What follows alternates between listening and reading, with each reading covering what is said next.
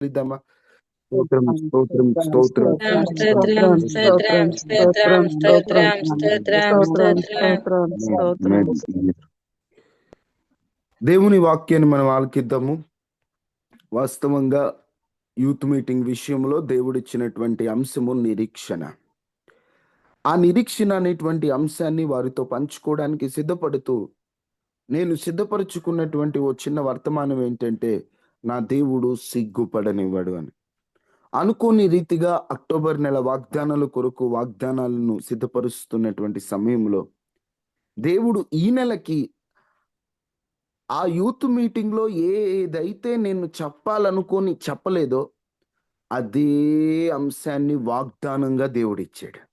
నేను అనుకున్నాను, ఈ వర్తమానం యూత్ మీటింగ్ కొరకు కాదు, ఇది వాగ్దాన సందేశ కూడికకై అని అర్థమై ఆ వర్తమానాన్ని మీతో పంచుకుంటున్నాను. మనందరికీ బాగా తెలిసిన వాక్యము, వాగ్దానము. ఎన్నోసార్లు మనం విన్నది, ఎన్నోసార్లు మనకి తెలిసినది. అయినప్పటికీ ప్రభు ఎందుకో ఈ నెల ఆ వాగ్దానం ద్వారా మనల్ని బలపరచాలనుకుంటాడు. ఒక్కసారి మీ బైబిల్ తీసి యోవేలు గ్రంథం, యోవేలు గ్రంథం 2వ అధ్యాయం 26వ వచనం. నా జనులు ఇక ఎన్నటికీ సిగ్గునందరు. నా జనులు ఇక ఎన్నటికి సిగ్గునొందరు. నా జనమా, నా ప్రజలారా, నా రక్తము చేత కడగబడిన నా సొత్త, నా విలువైన సంపద, మీరు నా జనులు. మీరిక ఎన్నటికి సిగ్గుపడరు. సిగ్గుపడే పరిస్థితులు నేను రానివ్వను. అవమాన పరిస్థితులు రానివ్వను. ఇక మిమ్ములను అవమానమునకు అప్పగించను. అవమానము జరిగిన చోటనే సిగ్గుపడనివ్వకుండా, నా జనమా ఇంతవరకు సిగ్గుపడ్డావేమో, నా జనమా ఇంతవరకు అవమానపరచబడ్డావేమో, నా జనమా ఇప్పటి వరకు కృంగిన స్థితిలో ఉన్నావేమో, నా జనులు ఇక ఇప్పటి నుంచి ఇక ఎన్నటికి సిగ్గుపడరు. సిగ్గుపడే పరిస్థితులను నేను రానివ్వనని దేవుడు అక్టోబర్ నెలలో మనకు వాగ్దానాన్ని ఇస్తున్నాడు. వాగ్దానము చేసిన దేవుడు నమ్మదగిన దేవుడు. ఇటువంటి నమ్మదగిన దేవుణ్ణి నువ్వు కలుగున్నప్పుడు, ఈ నమ్మదగిన దేవుడు నిన్ను సిగ్గుపడనిస్తాడా? ఈ నమ్మదగిన దేవుడు నిన్ను అవమానానికి అప్పగిస్తాడా? ఈ నమ్మదగినటువంటి దేవుడు నీ కన్నిటిని చూస్తున్నటువంటి దేవుడు, నీ పరిస్థితిని ఎరిగినటువంటి దేవుడు నిన్ను ఇష్టానుసారంగా సాతాను చేతిలో పెడతాడా అంటే లేదు. నిన్ను అవమానపరచడు. సిగ్గుపడనివ్వడు నా దేవుడు. సిగ్గుపడనివ్వడు. ఈ నిరీక్షణతో సాగిపోదామండి. అయ్యా, దేవుడు సిగ్గుపడనివ్వడా? మనం ఆయన ప్రజలమా? ఆయన ప్రజలనైతే ఆయన ఎందుకు సిగ్గుపడనివ్వడు? చూడండి అందరూ, యెషయా గ్రంథము 45వ అధ్యాయం 15-16. యెషయా గ్రంథము 45:15-16. ఇశ్రాయేలు దేవా, రక్షక, నిశ్చయముగా నీవు నిన్ను మరుగుపరుచుకొని దేవుడవై ఉన్నావు. నిశ్చయముగా నీవు నిన్ను మరుగుపరుచుకొన దేవుడివై ఉన్నావు. విగ్రహములు చేయువారు సిగ్గుపడిన వారైరి.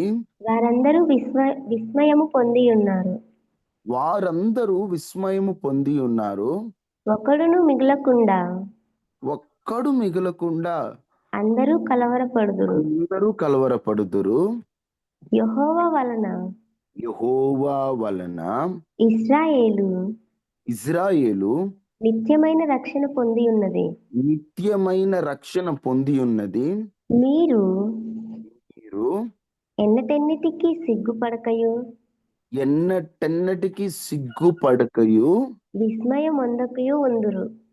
విస్మయమొందకయు నుందురు. అదిగో, విగ్రహములను పూజించేవారు వారు సిగ్గుపడిన వారైరి.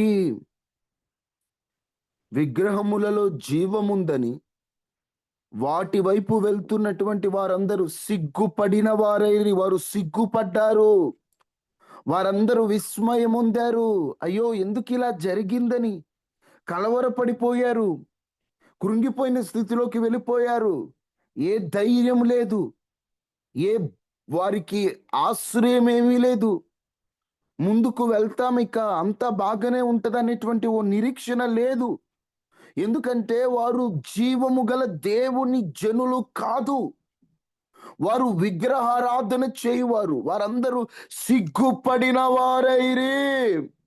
కానీ ఎవరైతే దేవుని వలన రక్షణ పొందిన వారు ఉంటారో, ఇక వారెన్నటికీ సిగ్గుపడకయు విస్మయముందకయు. ఎందుకు ఇలా జరిగిందని వారిలో వారు కృంగిపోనివ్వకుండా నా దేవుడు అద్భుతంగా తన ప్రజలను దేవుడు ధైర్యముగా నిలబెడతాడు. దేవుని పిల్లల పరిస్థితి సిగ్గుపడే పరిస్థితుల్లాగా అనిపిస్తుంది, కానీ నా దేవుడు సిగ్గుపడనివ్వడమ్మా. ఇక సిగ్గుపడుతున్నాం, మా పరిస్థితి ఇంకా అవమానానికి దేవుడు అప్పగించాడు అన్నట్లుగానే ఉంటది. కానీ నా దేవుడు అవమానమునకు అప్పగించేవాడు కాదమ్మా, సిగ్గుకు అప్పగించేవాడు కాదు. నిన్ను సిగ్గుపడకనీయక చెప్తున్నాడు భక్తుడు. అయ్యా, విగ్రహములు చేసేవారేమో సిగ్గుపడ్డారు, మేమైతే ఎన్నటికీ సిగ్గుపడకయు నువ్వు మమ్మల్ని జ్ఞాపకం చేసుకున్నావయ్యా. నిజంగా ఆయన బిడ్డలమైన మనల్ని ఆయన సిగ్గుపడనిస్తాడా? ఈ పూట పెద్ద వర్తమానాన్ని చెప్పట్లేదు, కానీ చెప్పేది ఒక మాట. నీవు నమ్ముకున్న దేవుడు నిన్ను సిగ్గుపరచడు. నువ్వు నమ్ముకున్న దేవుడు నిన్ను సిగ్గుకు అప్పగించాడు. పౌలు గారు పత్రికలో ఒక మాట రాస్తారు చూడండి. తిమోతికి రాసిన 2వ పత్రిక 1వ అధ్యాయం 12వ వచనం. తిమోతికి రాసిన 2వ పత్రిక 1వ అధ్యాయం 12వ వచనం. ఆ హేతువు చేత ఈ శ్రమలను అనుభవించుచున్నాను గాని నేను నమ్మిన వాని ఎరుగుదును గనుక సిగ్గుపడను. నేను ఆయనకు అప్పగించిన దానిని రాబోచున్న ఆ దినము వరకు ఆయన కాపాడగలడని రూఢిగా నమ్ముచున్నాను. ఈ హేతువు చేత అంటే ఈ కారణం చేత. ఏంట కారణం? ఈ శ్రమలు అనుభవించుచున్నాను గాని. ప్రస్తుతం పరిస్థితి ఏమి రాత్రికి రాత్రే మారిపోలా. శ్రమలు అనుభవిస్తున్నాం, బాధలు అనుభవిస్తున్నాం, భారములు అనుభవిస్తున్నాం, కన్నీటి పరిస్థితులే. కానీ ఒక్కటి చెప్తాను అంటాడు, నేను నమ్మిన వాణ్ణి నేను ఎరుగుతాను. నేను నమ్మినోడు ఎవడో నాకు తెలుసు. నేను ఆచారంగా గుడ్డిగా నమ్మలేదు. ఆయన జీవము గల దేవుడని, సకల మానవ కోటి జీవమునకు కారణమైన వాడని నేను నమ్మిన వాని శక్తి నాకు తెలుసు, నేను ఎరిగాను గనుక నేను సిగ్గుపడ్డాను. నేను ఆయన ప్రజలను, నేను ఆయన జనులం. మీకు ఇంకా అర్థమైనట్టు చెప్పాలంటే ఆయన జనులంటే ఎవరంటే, ఒకటి ఆయన రక్షణ పొందినవారు. ఇందాక యెషయా గ్రంథాలు అంటాడు కదా, నీ రక్షణ పొందిన ఇశ్రాయేలీయులం, నీ రక్షణ పొందిన వారు. ఆయన రక్షణ పొందిన వారు ఆయన జనులు, వారిని ఆయన సిగ్గుపడనివ్వడు. 2, ఆయన్ను నమ్మిన వారు ఆయన జనులు, ఆయన్ను నమ్మిన వారిని ఆయన సిగ్గుపడడు ఇవ్వడు. అందుకే భక్తుడు అంటాడు, నేను నమ్మిన వాడిని ఎరుగుదును, నాకు తెలుసు, అందుకే నేను సిగ్గుపడను. నేను నమ్మినోడిని ఎరిగాను అంటున్నావు. పరిస్థితి ఏమైనా బాగుందా? లేదు, శ్రమల మధ్య, అందుకే ఆయనకు అప్పగించేస్తున్నా. ఈరోజు నీ కుటుంబంలో కూడా కొన్ని పరిస్థితులు నీ ఆలోచనకు మించి, నీ శక్తికి మించి, నీ వల్ల కాని పరిస్థితుల్లో ఉన్నావేమో. దిగులు చెందుతూ అవమాన పరిస్థితుల్లో ఉన్నావేమో. ఒకటి గుర్తుపెట్టుకో, నీవు దేవునికి నీకున్న సమస్యను అప్పగించే ఈ పూట. ఎవరు నీకు సమస్య? నా భర్తేనయ్యా, నా భర్త వల్ల చాలా కృంగిపోతున్నాను, అనిపించింది. ఒకటి, ఆయనకు అప్పగించి రాబోచున్న దినం వరకు ఆయనే కాపాడతాడు. రూఢిగా నమ్ము, ఆయనే మార్చుకుంటాడు.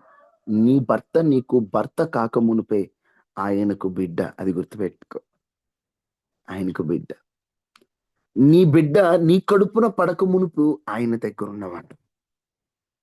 నీ భర్త అయినా, నీ బిడ్డలైనా, లేదా నీ తల్లిదండ్రులైనా, ఎవరైనా ఆయన దగ్గర నుండి వచ్చిన వారే కాబట్టి ఆయనకు అప్పగించేసి. ఒకటే చెప్తున్నా, దయచేసి కుటుంబంలో మారని వాళ్ళు, కుటుంబంలో మూర్ఖంగా మాట్లాడేటువంటి వారు, కుటుంబంలో ప్రతిదానికి వ్యతిరేకిస్తూ అవమానపరిచే వాళ్ళ గురించి ఎక్కువ ఆలోచించొద్దు, మైండ్కి తీసుకోవద్దు.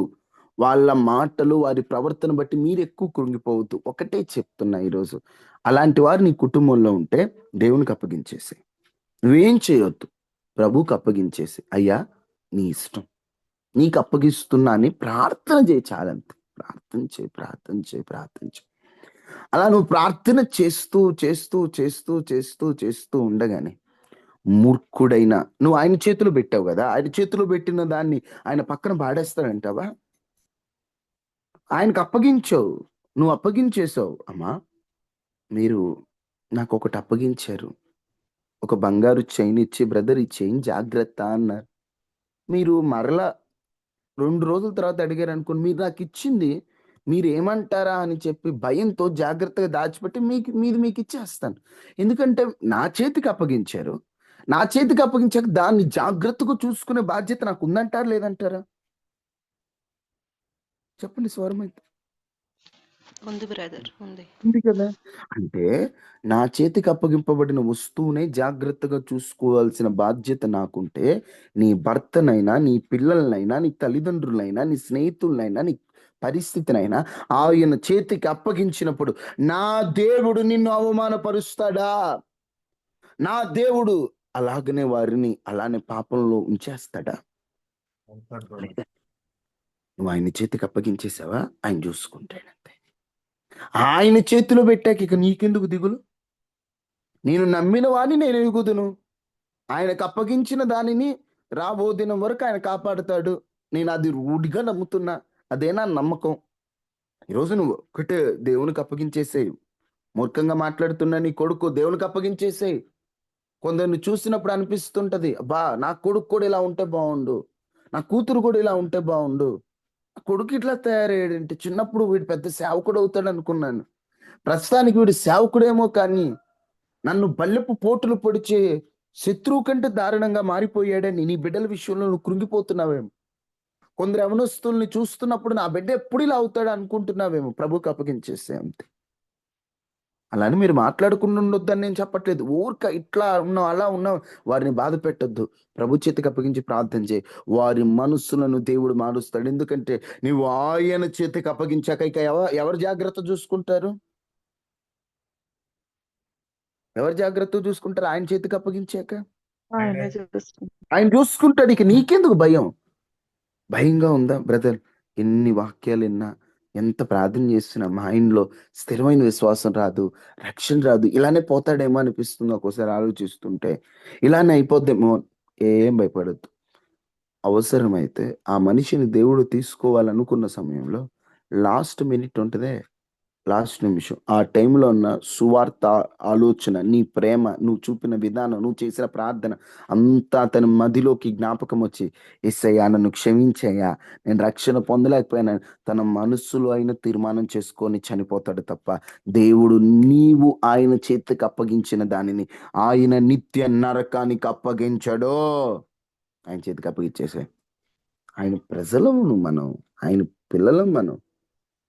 ఆయన జనుల్ని ఆయన అవమానపరుస్తాడా చెప్పండి అమ్మా? ఆయన పిల్లల్ని ఆయన అవమానపరుస్తాడా? లేదు. ఆయన పిల్లల్ని ఆయన అవమానపరచినవాడు, ఆయన పిల్లల్ని ఆయన సిగ్గుపడనివాడు. ఆయన మనతో ఉన్నాడు.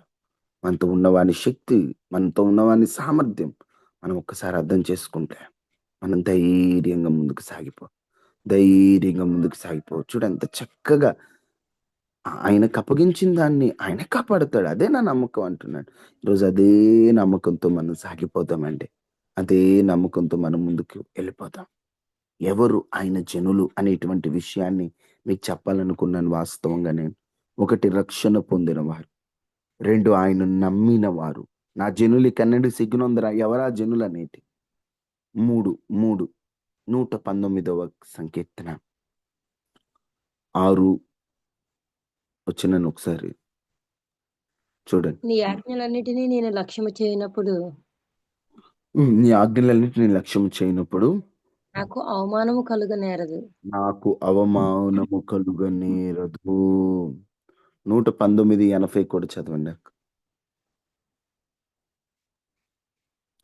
నేను సిగ్గుపడకుండునట్లు నేను సిగ్గుపడకుండునట్లు నా హృదయము నా హృదయము నీ కట్టడల విషయమై నీ కట్టడల విషయమై నిర్దోషమగునుగాక. నిర్దోషమగునుగాక. నేను సిగ్గుపడకుండునట్లు, నేను సిగ్గుపడకుండా, సిగ్గుపడే పరిస్థితులు నాకు రాకుండా నా హృదయం నీ కట్టడలు నీ ఆజ్ఞలు నేను గైకొంటానయ్యా. ఎవరైతే ఆయన ఆజ్ఞలు గైకొంటారో వారు ఆయన జనులు, వారిని ఆయన సిగ్గుపడనివ్వడు. అందుకని నేను సిగ్గుపడకుండానట్లు, నేను సిగ్గు అనే పరిస్థితి నా జీవితంలో రాకుండానట్లు నా హృదయము నీ కట్టడల విషయంలో నిర్దోషమగును కాక. నీ ఆజ్ఞలన్నిటిని లక్ష్యం చేస్తున్నప్పుడు నాకు అవమానం కలగనేరవే నీవయ్యా. నీ వాక్యం నాలో ఉంచుకున్నప్పుడు నాకు అవమానం రానివ్వవయ్యా అని భక్తుడు ఎలా అంటున్నాడు. ఈరోజు ఈ మాటలు వింటున్న నీ జీవితంలో కూడా దేవుని ఆజ్ఞలు నువ్వు పాటిస్తున్నావా? దేవుని ఆజ్ఞ ప్రకారం జీవిస్తున్నావా? నువ్వు దేవుని ఆజ్ఞల ప్రకారంగా నువ్వు జీవిస్తే నువ్వు సిగ్గుపడే పరిస్థితి దేవుడు రానివ్వడు. నిన్ను సిగ్గుకు అప్పగించడు, నిన్ను అవమానానికి అప్పగించడు. నువ్వు ఒకటే చేయాలి, అయ్యా నా జీవితంలో నీ ఆజ్ఞలు ఎక్కడైతే నేను వినలేదో ఆ విషయంలో నీ ఆజ్ఞలు వినాలయ్యా. ఎందుకంటే చదవద్దు, గుర్తుపెట్టుకోండి. 25 కీర్తన 3వ వచనంలో ఉంటది, నీ కొరకు కనిపెట్టు వారిలో ఎవడును సిగ్గునొందడు. నాకు ఈ మాట చాలా ఇష్టం. నీ కొరకు కనిపెట్టుకున్న వారిలో ఎవ్వరూ సిగ్గునొందరు. నీ కోసం ఎవరైతే కనిపెట్టుకుంటున్నామో వాళ్ళు సిగ్గుపడ్రయ్యా అంటున్నాడు భక్తుడు. రోజు దేవుని ఆజ్ఞలు పాటిస్తూ ఆయన కొరకు యథార్థంగా ఉంటూ పరిశుద్ధతను కాపాడుకుంటూ నీతిని కాపాడుకుంటూ దేవా నువ్వే నా దిక్కు, దేవా నువ్వే నా శరణం, దేవా నువ్వే నా ప్రాణం జీవం అని నువ్వు ఆయనలో ఉంటే, నువ్వు ఆయన ఆజ్ఞలు గైకొంటుంటే నిన్ను సిగ్గుకు అప్పగిస్తాడా దేవుడు? నిన్ను అవమానపరుస్తాడా? ఎక్కడ ప్రార్థన అంటే అక్కడ పరిగెత్తుతున్నావు. ఇంట్లో ఉన్నా లేకపోయినా దేవుని సేవ అంటే నీకున్న దాన్ని అంతా ఇచ్చేస్తున్నావు ప్రభు పనికై.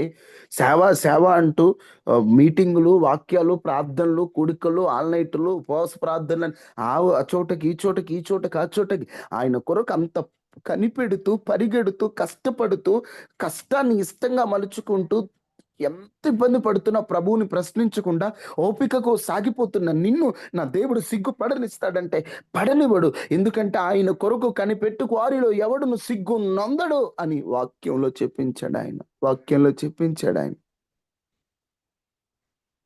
వాక్యంలో చెప్పించాడు. ఆయన సిగ్గుపడే పరిస్థితి ఆయన రానివ్వడు అండి. సిగ్గుపడే పరిస్థితి రా. దేవుని ఆజ్ఞలు గైకుంటూ ఆయన ప్రజలుగాను ఉంటూ చక్కటి ఒక మాట రాయబడి ఉంటది. యెషయా గ్రంథం 50వ అధ్యాయం 7వ వచనం.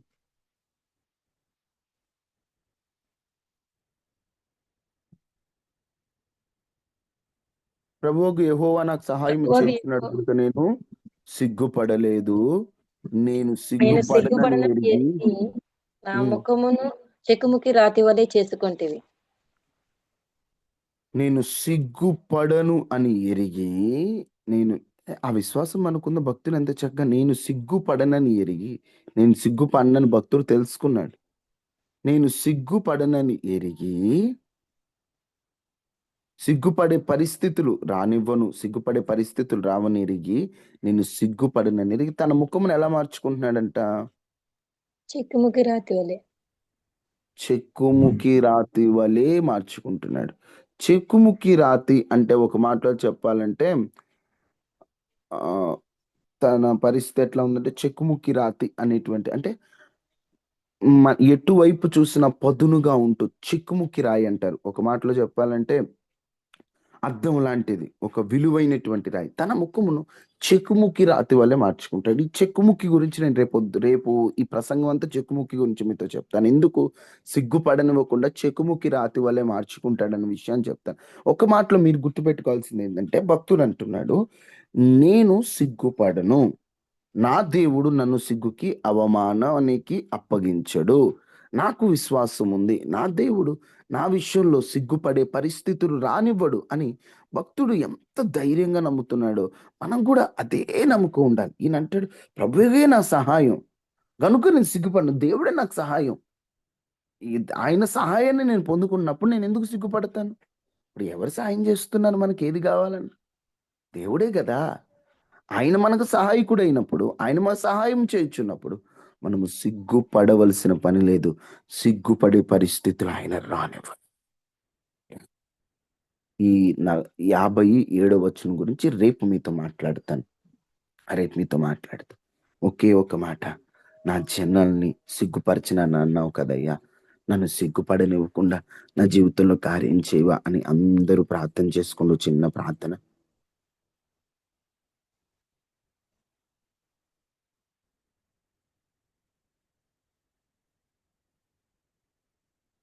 మహాపరిశుద్ధుడా, మహోన్నతుడా, అక్టోబర్ నెలను ఉద్దేశించి నా జనులు ఇక ఎన్నటికీ సిగ్గునొందరనే వాగ్దానాన్ని మాకు ఇచ్చినందుకు స్తోత్ర. ఎవరు నీ ప్రజలంటే రక్షణ పొందినవారు, ఎవరు నీ ప్రజలంటే నిన్ను నమ్మినవారు. అయ్యా, ఈ విధంగా మాతో మాట్లాడుతూ వచ్చారయ్యా, మమ్మల్ని హెచ్చరిస్తూ వచ్చారు. ఎవరు నీ ప్రజలంటే నీ ఆజ్ఞలు గైకొన్నవారు. నీ ఆజ్ఞలు గైకున్న వారిలో, నీ కొరకు కనిపెట్టుకు వారిలో ఎవరిని సిగ్గుపడిని అన్నావు. నువ్వే సహాయం చేస్తాను. మా పరిస్థితులు ప్రస్తుతమైతే సిగ్గుపడే పరిస్థితులే. మార్గం తెలియదు, దారి అర్థం కాదు, అంతా తికమక, జీవితం అంతా అర్థం కాని స్థితిలో అయినా నీ వైపే చూస్తూ నిరీక్షణ కలిగి ఉన్నాం. మమ్మల్ని సిగ్గుపడనివ్వకుండా మా జీవితంలో గొప్ప కార్యం చేయం. అయ్యా, మా జీవితంలో అద్భుతం చేయమని మీరు కృప చూపించమని అయ్యా సహాయం చేసి, మహిమ, ఘనత, ప్రభావములు మీరు మాత్రమే పొంది అద్భుతం చేసి అయ్యా, ఈరోజు ఈ ప్రార్థనలు పాల్గొన్న వారందరి చుట్టూ కంచె వేసి ఈ నెల మమ్మల్ని అందరినీ కాపాడి ప్రమాదాలు, వైరస్లు, అనారోగ్యాల నుంచి తప్పించి క్షేమాన్ని అనుగ్రహించి మీరు మాకు తోడుగా ఉండి కృప చూపించి సహాయకుడిగా మీరుండి సహాయం చేయండి. ఆధారం మీరుండి ఆధారంగా గొప్ప కార్యం చేయండి. కన్నీటిని తొడవండి, ఇబ్బందులు తొలగించండి. దయ ఉంచి సహాయం చేయమని పరిశుద్ధుడా, ప్రేమ కలిగిన రాజా, అద్భుతం చేయమని మా చుట్టూ, మా కుటుంబాల చుట్టూ మీకు అంచేయమని యేసునామమున అడిగి వేడుకుంటున్నాం తండ్రి, ఆమేన్. తండ్రి అయిన దేవుని ప్రేమ, కుమారుడైన యేసుక్రీస్తు వారి కృప, పరిశుద్ధాత్మ సహవాసం మనకి మన కుటుంబాలకు ఎల్లప్పుడూ ప్రభు కృప తోడైండును గాక. ఆమేన్. ఆమేన్. మిగతా వర్తమానం అంతా రేపు పంచుకుంటానమ్మా. ఈరోజు కాస్త చిన్న పని ఉంది, హడావిడిగా మాట్లాడాను. రేపు సిగ్గుపడనివ్వను, చెక్కుముక్కి రాతి వల్లే చేసుకుంటానన్నాడు. సిగ్గుకి చెక్కుముక్కి ఉన్న సంబంధం రేపు చెప్పి, ఎల్లుండి నుండి నిరీక్షణ గూర్చిన లోతైన విషయాలు ఒక 4-5 రోజులు మీతో పంచుకుంటాను. అందరికీ వందనాలు.